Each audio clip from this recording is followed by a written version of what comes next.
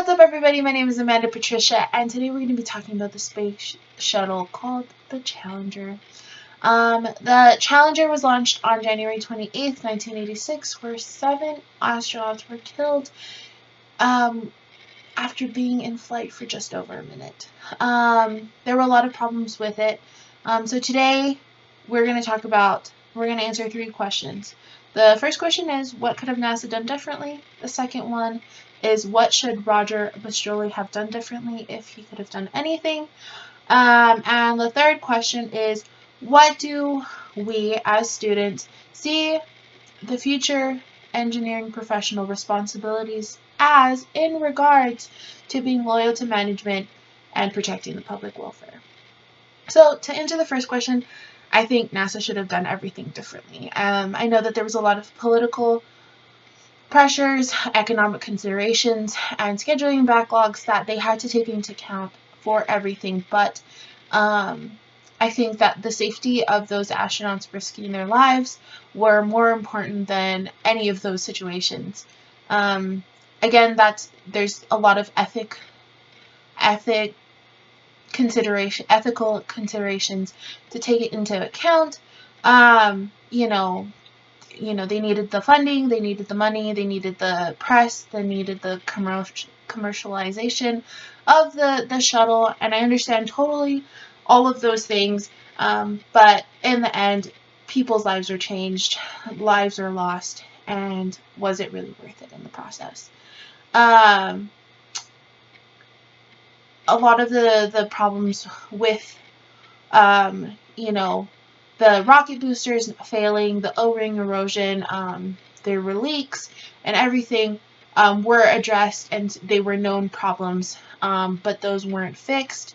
They were mended, kind of, but in the end, they weren't changed enough or redesigned, and so that kind of took away from the safety, knowing that, due to the cold weather, that there were going to be more problems.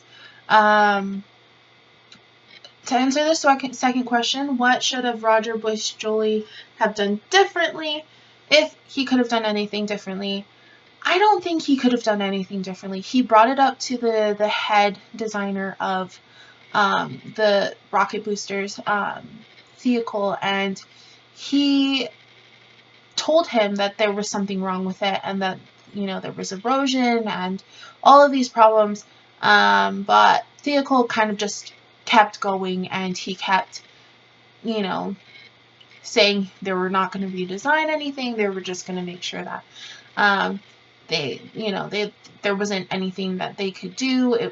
They were going to do their best to make amendments, but really, there wasn't much that they could do with the time that they had. And I think that was very wrong of vehicle. So I don't put any blame on Roger. He had to provide for his family. That was the job that he was in. He did what he was told, and he wasn't in a position of authority. So I think he was really put in between of a rock and a hard place. Yes. So to answer the third question, what do we as students see as the future engineering professional responsibilities as in regards to being loyal to management and protecting the public welfare? I think that it's important to be loyal to management. It's important to believe that they're trying to lead you in the correct direction. But if you have a bad feeling about, something that's going to affect public welfare and the lives of other people, I think there needs to be a line.